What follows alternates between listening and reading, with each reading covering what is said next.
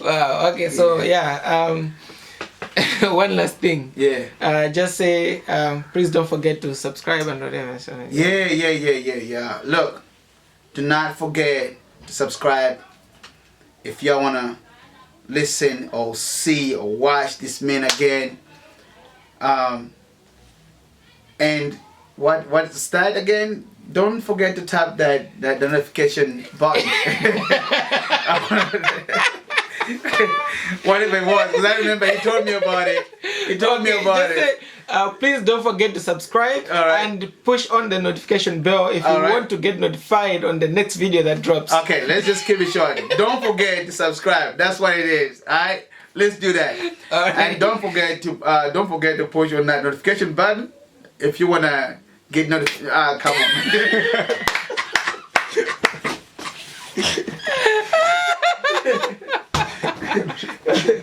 Mr. Kumbo, if you listen to this, man, use a bad nigga. Nah, man, for real though. You don't deserve to be an MP though. I'm telling you, man. I tell you like it is.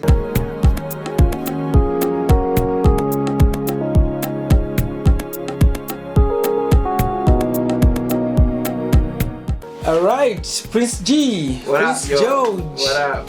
It's good to have you back, man. Yeah, man. Yeah. So we had a wonderful time last time. You know, we talked a lot about your childhood, where you grew up. Some people was just saying in the comment section, like, the way you're explaining, the way you were mentioning chintheche, it was like, you're not from Malawi, Yeah. So that was pretty dope. Anyway, but so today, I still have a lot of questions for you, man. I still have a lot of questions for you. So let's start it like this, man. So you went to Bandawe, right? Yeah, man, that's right. Yeah, so I know, but that's not what I want to start it with. Yeah. You said you're from Chintheche. Straight and up. we know Chintheche is, you've got a nice beach there. I've been there. Yeah. And I know there's a lot of fishing going on there. Yeah. Yeah, so tell me something about fishing. Have you done fishing before? Yo, man, for real, I have. Cause my dad, let me just put it this way. My dad owns a fishing company, right? Okay. So me growing up, I grew up as a son of a fisherman. That makes me officially a fisherman, huh? So, yo, man, but every time we go up in there in the water, especially at night, you know what I mean? When we go fishing at night, and when the wind comes, when the wind comes and the smell of the gasoline, nigga would get sick, for real. I would get sick. Oh, really? But yeah, and my dad would be like, come on, man, you need to man up. You know what I'm saying? Because this is your business right here. And I was like, man, But shout out to my cousins, man. Patrol, he's the dopest. He just knows what he's doing. He's a good fisherman. For me, man, with the gasoline and stuff, I would get sick, but yo, I'm a fisherman, man. That's what it is. That's what it is, man. Yeah, you are a fisherman by default. Yeah, man. For real. All right. Okay. Cool. That's awesome. So is the company still going on right now? Or? Yeah. Actually, I was just talking to my cousin a couple of weeks ago, and he bought some engines. Okay. And so he's preparing. Him and his wife, they're going back to Malawi to just go back to fishing business again. Just make sure they got all these extras and all that. So yeah. Yeah. So what's the company name again? It's called Chiweleni. Okay. So So you know what you have to do? Those people that are watching. If you get to Chintheche, just ask like Chiweleni and buy some fish there. Support the homie, man. Buy some fish and Shout out, man. Go out there and say we're looking for Chiweleni. If you are lost, just ask for the sound force. You got it. Alright. Alright. Yeah, cool. Man. All right, so I know, I think you've done a little bit of soccer in your childhood. Yeah. Tell something about it. So this is what happened now. My father acted way back in the days. What I mean? I think he used to play for Duasco. Okay. Duango Sugar Company or something like that. Yes. They used to be called Duasco or something like that. I don't know, man. I was young then. So my father used to play for that for the team. And so me growing up, he had forced. I think he taught me actually. He wanted me to be a goalkeeper. So me growing up, he taught me how to be a good goalkeeper and stuff. He shoot, balls at me and stuff like that, man. And my mom would be like, "Hey, you're gonna hurt him. You're gonna hurt the baby." My dad was like, "He got toughen up." You know what I mean? He got to be a man. And so he taught me how to be a good goalkeeper and how to watch out and all this and angles and stuff. So when I grew up as a goalkeeper, but then I loved playing as well. You know what I mean? The insides, I was dangerous, man. This leg right here, number 11. Look out for your boy, man. And so, man, and I played football. I think I played soccer until one day. Man, I used to get a lot of chicks because of football, man. You know what I'm saying? Yeah. This is just between us, though. You don't tell nobody. So, I remember one time, our school went to play against the other school. It was actually some kind of a league or something like that. And, oh man, so I was playing inside that day, you know what I mean? And I came through, 1, 2, 3, I get this dude on the floor. I get him kissing the, he kisses the air and stuff like that, dude. And all these chicks are screaming like, "Yo, go, Prince, go!" I'm like, yeah, I feel myself. I feel like Ronaldo right there, man. And yo, dude, before you know it, the goalkeeper's coming on this angle, and the defender's coming on the other side, and they both on attack. You know what I mean? So they went straight. The box went, both went straight on the leg right there, and they go. Broke my leg, dude. Bones out, blood is just airway. And at that moment, because the keeper's focus was to stop the ball, and then when he saw that, oh damn, I just broke this dude's leg. You know what I mean? He forgot about the ball. So the ball went straight. It was a goal. It was a 1-0. We won, but I ended up in the hospital. With a broken leg, man. So I was in the hospital for 3 days waiting for a doctor, a bone doctor. So are you telling me like you stayed 3 days without being treated or anything like that? No treatment, dude. So how was that experience like? It was a horrifying situation, bro. That was an experience that I'll never forget. So I remember getting to the hospital and they took me in this ward, right? So in this ward where they took me in, there was a man he was sick. Apparently his stomach was looking like a balloon. I know my stomach big, but this is not a sick stomach. He was really like sick. This old man, he was really sick, and he had died on that bed. So we got in there. I could see these people taking the dead body off the bed.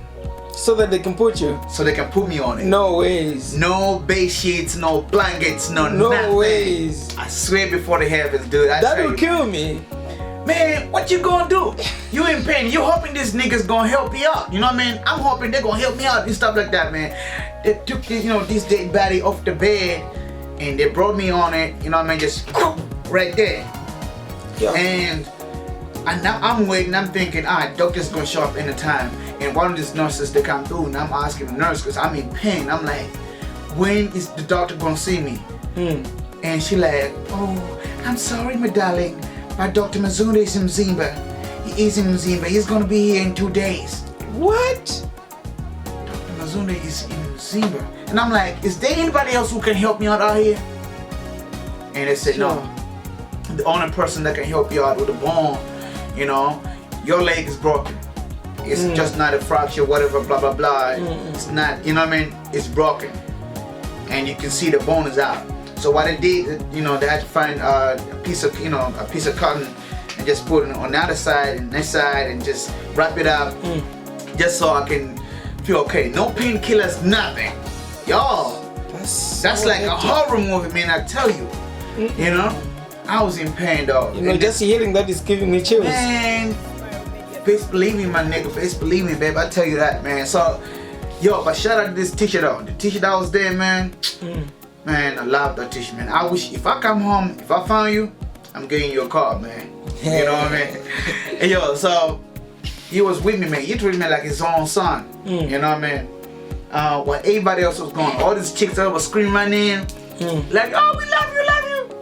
They don't love a nigga no more. They're gone. They're gone. Yeah. I'm in there all alone, babe. You know what I mean? And So at the middle of the night, I'll be up, and I'm like, I wake him up, I'm like, I want my leg on, you gotta lay down. I want you to put my leg on your belly. And he's gonna lift it up and put it on his belly while he's sleeping. And I'm like, in a few minutes, I'm like, no, put it down. You know what I mean? Do it.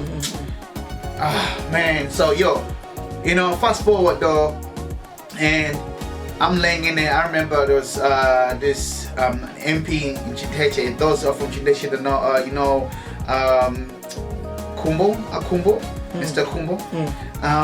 He had a son, Dave. Unfortunately, he passed. Rest in peace, my G. And so he was also in hospital. He also, I think he was jumping some fence. Stupid. Why you gotta jump fence, nigga? You know what I mean? Your dad is rich. Exactly. You know what I mean? What you doing jumping fences? So he had, he was, I mean, come on, man. He was also laying in bed and he was in pain and all that. And he looked at me and I look at him. We feel like, that moment I feel like, those story in the Bible talking about the sinner and whatever when Jesus was on the cross. Yeah. A thief and the other dude, I don't know what he did. Them niggas. That's how he felt like. And so he like, yo, what up?